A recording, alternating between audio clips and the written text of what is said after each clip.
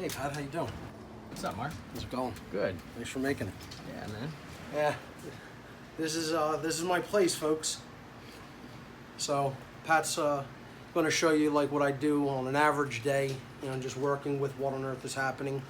My buddy Michael's here. He helps me out on a weekly basis, and I'll just take you through, you know, generally what I do, and we'll have a good time.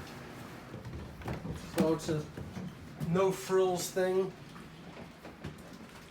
We're in the middle of working, so there's a little bit of mess around.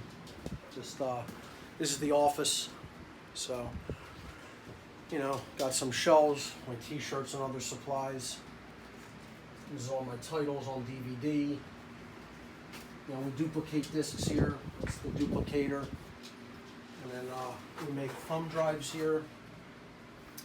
You know, there are some titles on flash drive.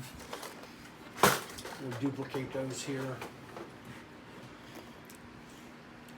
Well, this is where the magic happens. Some DVD inventory, blank discs. And we're just in the middle of work, and Michael's taking a break right now. But he helps me out a lot. He comes over on a weekly basis, and you know, we just press inventory. You know, I'm kind of low on shirts. We're talking about shirt processes, you know, what we could do differently to make it more efficient. Haven't really made up my mind on that yet, but I'm going to be pressing some new shirts in a short amount of time. So, you know, we'll just take you through what we do and, you know, answer any questions that you might have, Pat. So, I was dealing with looking up some supplies.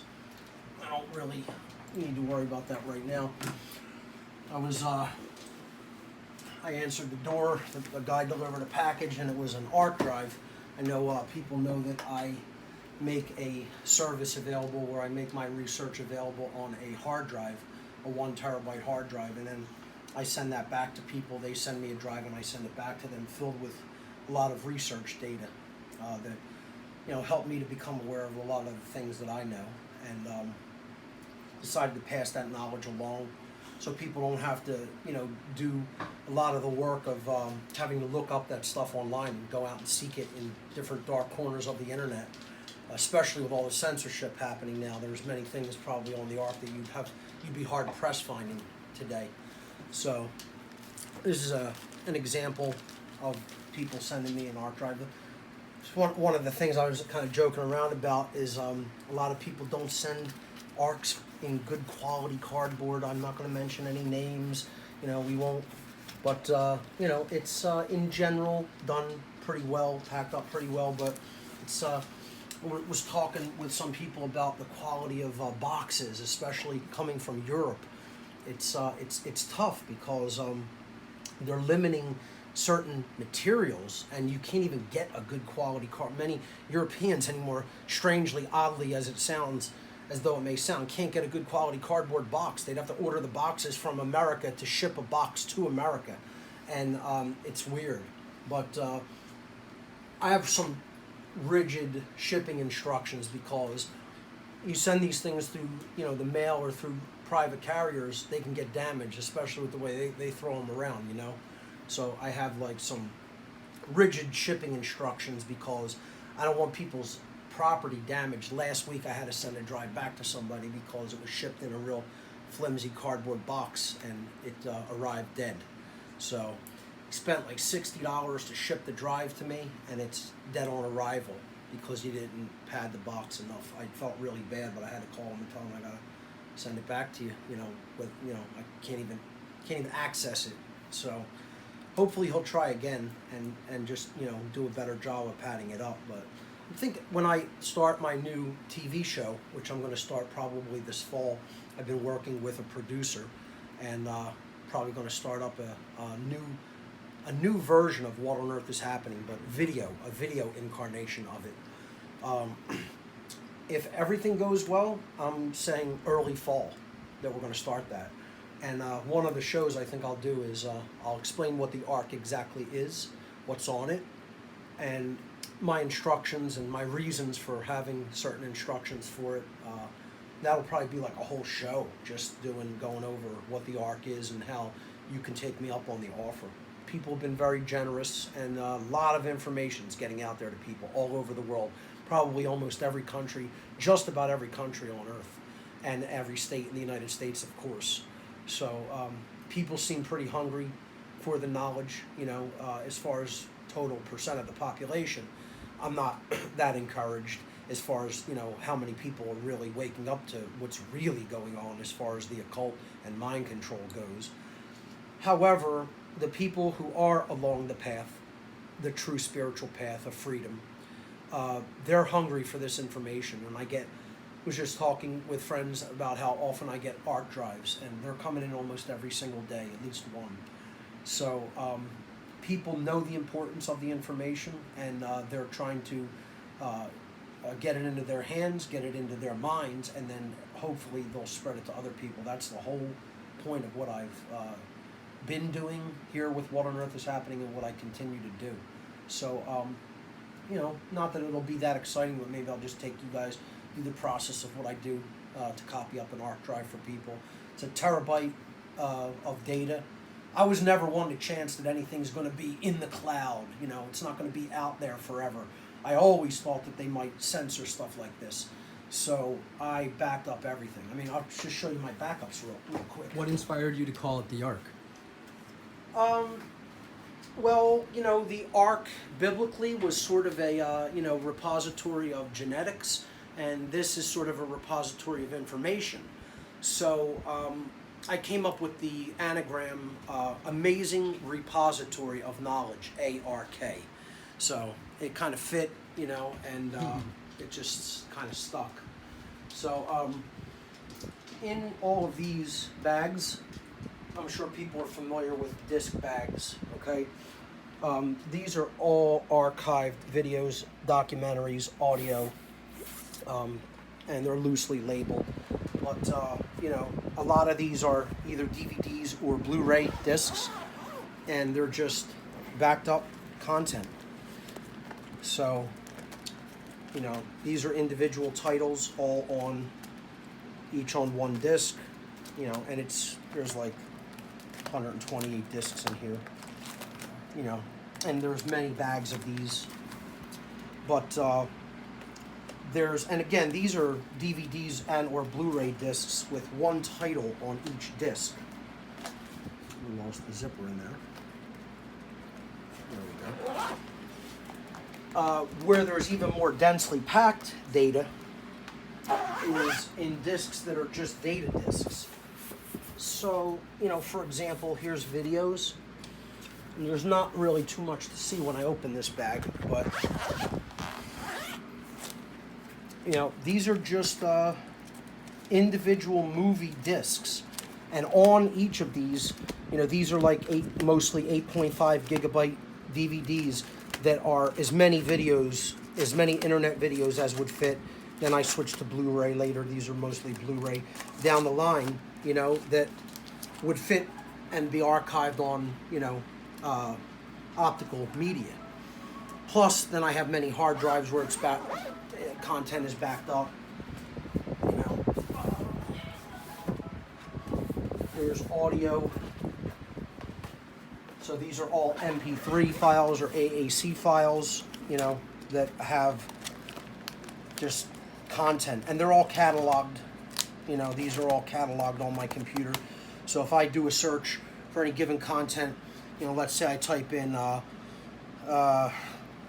Carlos Castaneda audio book, okay? It'll tell me, well, that's on disc number 131 in this folder. I can go to that disc, pull it up. It's all digitally cataloged on my local computer. So that's kind of like the type of digital archiving that I've done over the years. You can see the amount of data that we're talking about. There's probably a few hundred, there's probably tens of terabytes of data there. So I'll take you through the process of how an ARC drive works. And what this is doing is just taking about 1 terabyte of the best content that I've gathered, and I put it on a hard drive, send this back to people, and then they could research it at their leisure. They could look at topics that they're interested in, read books that interest them, and they could do it at their pace, and you don't even have to search the internet. It's all right here on a drive that will fit in your pocket, and you could take anywhere to any computer. So I also format these drives in such a way that you can plug the drive into a Mac, you could plug the drive into a Windows computer, or you could plug the drive into a Linux computer, and it will read, the data will read and play from any type of computer. So what I ask people to always do is just print their name with the drive. You know, I'll cover that for privacy reasons and leave the box there. But I always keep a piece of paper with the drive so nothing ever gets confused and I know whose property it is. And I'm going to go into my bedroom where my main creative computer is at. Again, that's just my office. And we'll show you how I copy up an ARC.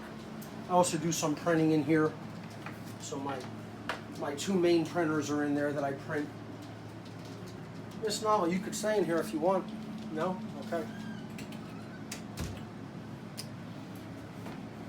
I print my DVD covers there, and this is the printer that I have like a disc tray. We're getting ready to print on some discs with one of these disc trays.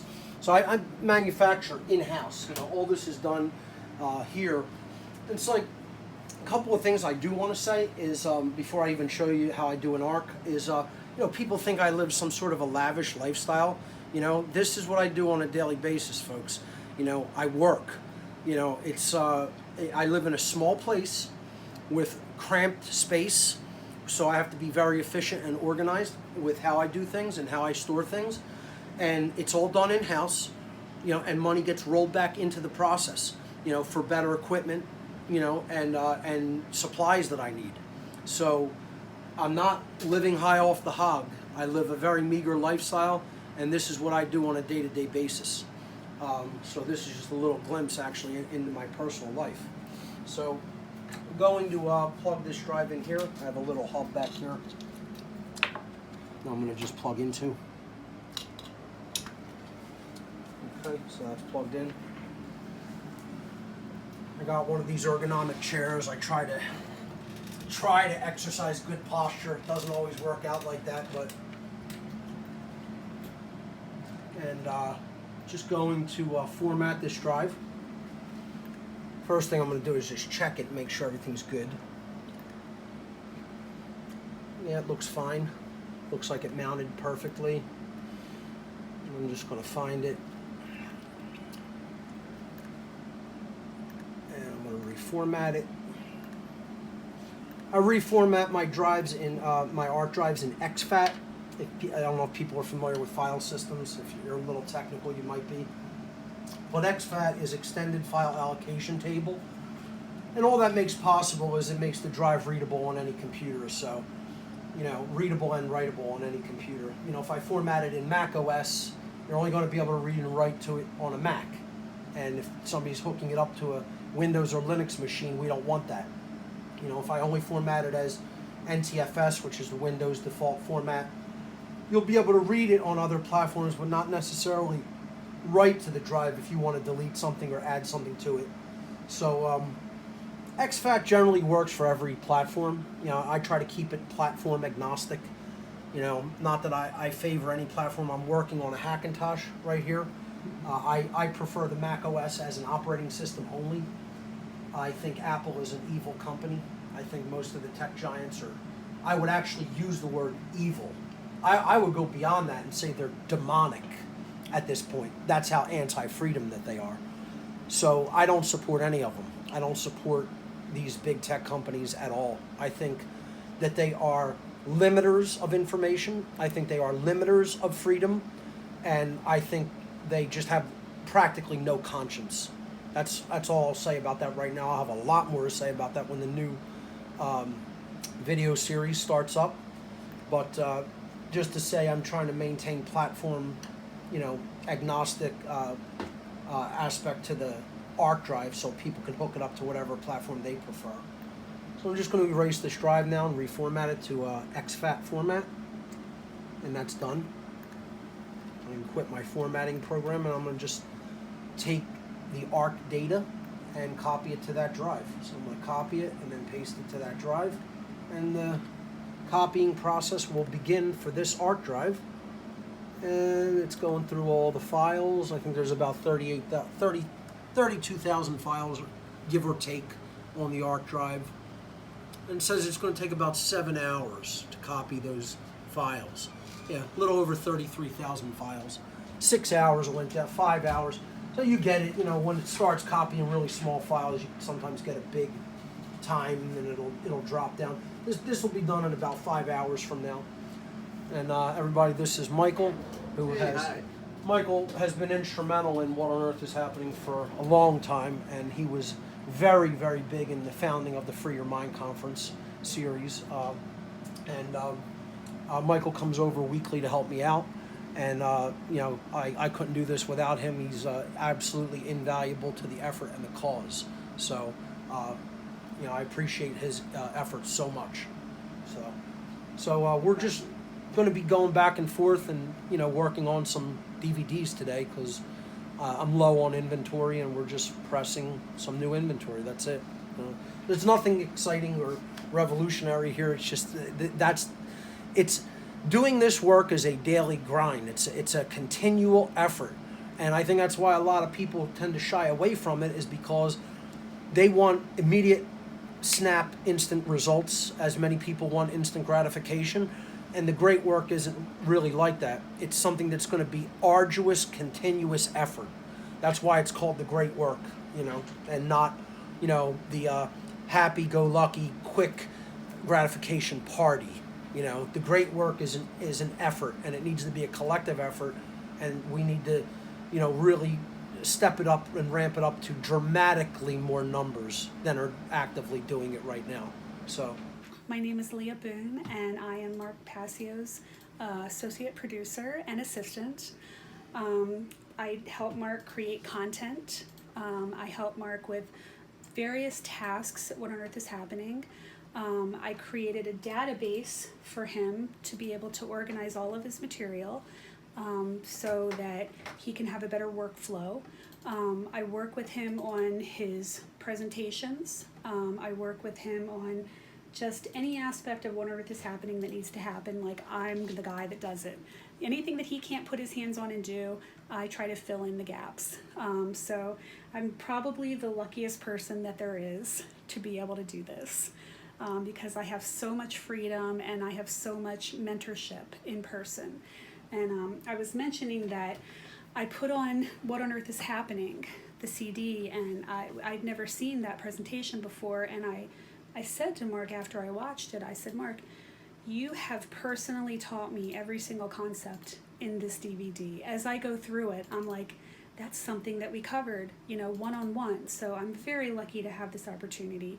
And, I'm very blessed to have a mentor like Mark Passio. So I do everything I can to keep the wheels on the cart and the wind in the sails around here. So we have a lot of things that we work on. People have said to me, does Mark really have that much stuff happening? And yeah, there's so much happening that we work numerous hours a week. The minutia behind getting all of these things produced it's a great volume of work that has to be done. Every detail, just between Mark and I, and then Michael helps also. There's just so much that has to be done for any content to come out whatsoever. So luckily, recently, we've started getting some extra help, and it's just a blessing. We have people that help us with events, like Sean McCann. We have people that help us with remote tasks, like Seth Esposa and Jeff Ritter, and they're invaluable. And I'm sure we have a few more people that I'm just not thinking of off the top of my head. So we're thankful for everyone that helps us. So yeah, I've been able to help with a number of really fun things, and Mark has put a lot of things in my hands that I'm kind of shocked sometimes that he lets me do. So I've been able to help with a lot of the content that he puts out, and I'm learning, and hopefully someday I'll be able to do something that will reflect the amount of care and time that he's put into me. And so that's my goal, Yeah, so this is basically the database that I built for What on Earth is Happening. And you can see what I do is every time that Mark starts going off about something, I've learned to record it so that I can capture everything that he says. So I take those notes, those voice notes, and I extract all of the content out of it. Then I type it up and I go into my database and I'll put it where it should go. For example, if he starts talking about something, these are secret presentations. Just kidding. I can put it into the appropriate folder for, one of the 20 presentations that he has conceptualized already. So by the time he says to me, I want to do this presentation next, we've already got content in it to begin the basis of the outline. So now the work process is that, Mark will tell me what he wants to do a presentation about. Then I'll sit down and I'll say, okay, go, and I'll record. And we always use 2 recorders now because we had a terrible incident one time when we were first working on duress, dissidence, and deadly force. We had about 3 hours of notes, and it was amazing. It was like the most amazing note session. And then at the end of it, my phone died, and we lost the entire note session. And we were both just so crestfallen. We were so deflated. We have to do this again. And we did it again. But so from now on, I use 2 recorders always. 2 is 1 and 1 is none, as the saying goes. So Mark will give me the topic, and then he'll start to tell me everything that he wants in it, and I record it all, and then I'm able to ask him questions, to more thoroughly explain the idea in a way that I think that I could, express it in words. So I write the outline, then he takes that outline, and he transforms that into his presentation. So I'm sure that's not the way he worked for many years, but because it's a very good way for him to be able to have a better workflow, and I'm able to help do that. So it works out really good. So I helped with the Unholy Feminine. We did this. Duress, Dissidence, and Deadly Force. The Second Amendment Part 2, and Anarchy and the Occult. Those are the 4 presentations that I was able to do that for. So it's pretty good. I'm pretty excited and pretty happy that I was able to be a part of that. I also do a lot of the collecting of the images that are presented. Mark has his own great database of images, but when we're trying to conceptualize an idea in images, I do a lot of searching and a lot of pulling in images, and I create a database. Here, I can show you one that's already been done. This is in my archive. Okay, wait. Here we go. This is the archive, and this is the Unholy Feminine, okay? So this is the outline that I was able to write from the content that Mark verbalized to me, that I recorded and then typed out. And so with this folder that I created, I also have a folder for images. So for each paragraph, I have a folder full of images to go along with that content, that subject matter, so that he can have a very, very easy time of being able to get his slideshow built when, there's so much work to be done. So it's good that I'm able to do this, and I enjoy doing it, and I'm pretty good at it too. So that's just a, one example of one aspect of things that I do around here, and I'll do anything that I can, to get him sitting at his desk. It doesn't matter. If I have to, clear out an email or mop the floor or do anything, whatever it takes, I'm trying to get Mark behind his desk so that he can get things done. And from the time I started, when his podcast had completely ended and he was producing nothing at all, from that time to now, this is what has been accomplished in the 3 years that I've been doing this. So, I think that it's been mutually beneficial for both of us, because I get to learn so much, and, I get to have him as a mentor, and then I'm able to contribute and help him, get all of the things that he needs to have optimum workflow, and put all the information out there that people really need.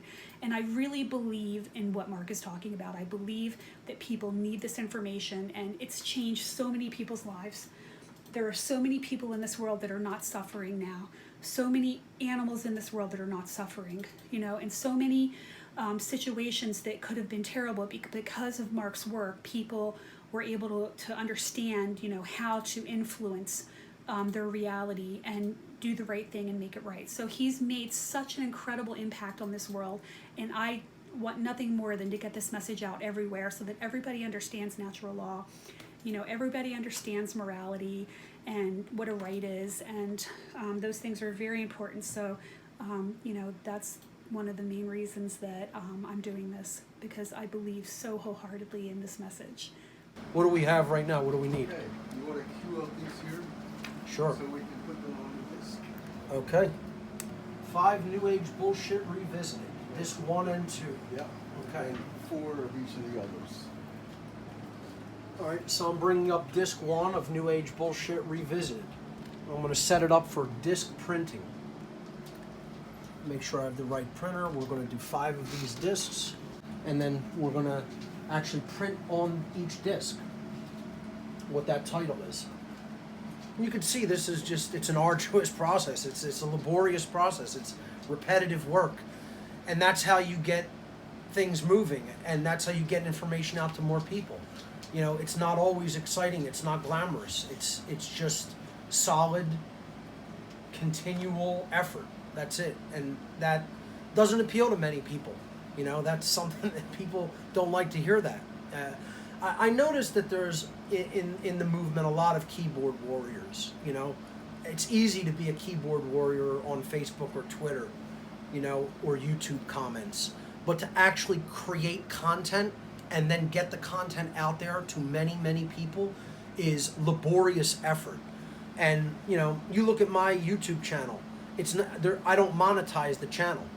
I'm not in it to make money off of YouTube's ads from their evil advertisers and corporations that advertise through them. I find that some of the most disingenuous content comes from people that they're just making a living off of their YouTube content.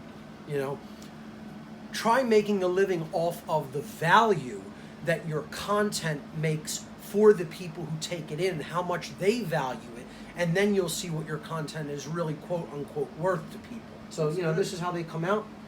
So that's one disc printed up. A perspective like mine, not to sound too egotistical here, is sorely lacking in the whole truth community. And when I see content out there, I often think to myself how far a lot of people are missing the target of what's really taking place and really going on, because they lack different perspective. A lot of them don't have the perspective of occult knowledge. A lot of them don't understand how mind control and social engineering work. It's a rare thing to see people with all of these seemingly disparate areas of knowledge all together in one place, within the individual, and then them doing the work to put that content out in a good way, in a way that is well organized and makes sense for people. And sad as it is for me to say this, and I know some people will take this the wrong way, but I'm going to say it anyway. Often when I go through the internet at night looking for something to watch or listen to,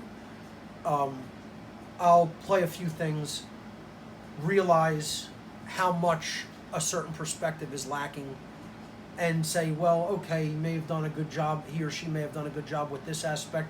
They never even get into any of this aspect in any of their work. Not just judging a quick video, but looking through their content, saying, well, what do they know about this? What do they know about this? And it's very incomplete, and that's why I think a lot of people aren't. They're building a knowledge base up to a certain point, and then they're staying in that comfort level with what they know and what they're good at explaining and talking about. But they're not building a broad knowledge base. And see, that's what this little guy is about. Okay? This will explode your worldview into the stars. Okay?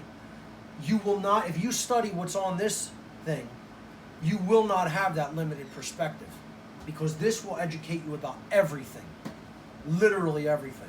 Now it's like, since it's very late in the game, so to speak, and things are accelerating, a lot more people, I think, are like at this fury. They're in this last minute scramble, this fury to like take in as much knowledge as possible.